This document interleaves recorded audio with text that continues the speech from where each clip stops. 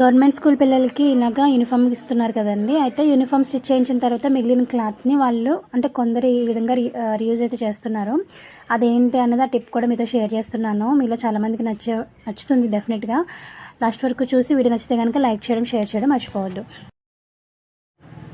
అయితే మిగిలినటువంటి క్లాత్ని ఇలాగా 4 మడతల కింద వేసుకుంటున్నానండి. మీకు వీడియోలో చూపిస్తున్న విధంగా ఇలా 4 మడతలు వేసుకుంటున్నాను. ఫోల్డింగ్ వైపు మన వైపు ఉండాలి, ఓపెన్ వైపు అటు సైడ్ ఉండాలి. అండ్ లెంత్ వచ్చేసి 15 ఇంచెస్ తీసుకుంటున్నానండి. 15 ఇంచులు తీసుకుంటున్నాను. అండ్ ఇది కుట్టడం చాలా సులువు అండి, ఎక్కువ టైం కూడా తీసుకోదు. మీకు కటింగ్ స్టిచ్చింగ్ కలిపి ఒక 15 నుంచి 20 నిమిషాలు పడుతుంది అంతే.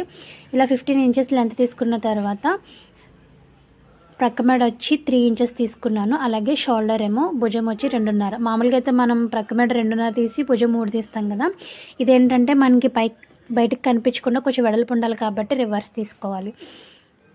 కంప్లీట్గా 5.5 పెట్టుకుని చూస్తున్నారు కదా, 5.5 పెట్టుకున్నాను. అలాగే చంక భాగం వచ్చి 5.5. మనం షోల్డర్కి ఎంతైతే పెడతామో కింద కూడా అంతే పెట్టుకుంటాం, 1/2 ఇంచ్ అటు ఇటులో.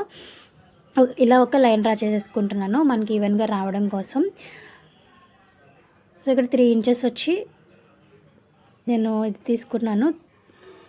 ప్రక్క మెడ 2.5 ఇంచెస్ వచ్చి షోల్డర్ తీసుకున్నాను. Neck dip back side front side ఒకేలా తీసుకున్నానండి. 5 ఇంచెస్కి మార్క్ చేసుకున్నాను. అంటే మనకి యూనిఫామ్ నెక్ ఎంత ఉందో దానికంటే ఒక 1/2 ఇంచ్ కిందకే తీసుకోవాలి. ఇక్కడ 8 ఇంచెస్ చూపించాను కదండి, 8 ఇంచెస్ కాదు, నేను 9 ఇంచెస్కి మార్క్ చేసుకున్నాను. మొత్తం చెస్ట్ లూజ్ 34 ఉంది. దాంట్లో 4వ భాగం అంటే 9 ఇంచెస్కి మార్క్ చేసుకొని ఇంకొక 1.5 ఇంచ్ మనం ఎక్స్ట్రా ఖర్చుల కోసం ఉంచేసుకోవాలి. పైన అయితే ఎంతైతే ఉందో కింద కూడా ఇంచుమించుగా అంతే పెట్టుకున్నానండి. ఎందుకంటే ఇది పెట్టికోటే కాబట్టి సేమ్ ఉంటుంది. అదే మనకి బ్లౌజ్ అయితే మాత్రం కొంచెం డిఫరెంట్ ఉంటుంది. అలాగే కొంచెం 1.5 ఇంచ్కి ఇక్కడ చిన్నగా మార్క్ చేసుకుని చంకలో కర్వ్ అనేది ఇచ్చేసుకోవాలి. అలాగే నెక్ కూడా అండి ఇచ్చుకొని మనం ఎలా అయితే మార్క్ చేసుకున్నామో అదే విధంగా కట్ చేసుకోవాలి. ఇలా కట్ చేసుకున్న తర్వాత ఇక్కడ 2 పార్ట్స్ వచ్చాయి కదా, ఒక పార్ట్ వచ్చి మిడిల్లోకి ఇలా కట్ చేసుకోవాలి. అక్కడ మనం హుక్స్లు తాళ్ళు పట్టీలు వేసుకుంటే సరిపోతుంది. స్టిచ్చింగ్ చూపించలేదండి ఎందుకంటే చాలా ఈజీ స్టిచ్చింగ్ అనేది.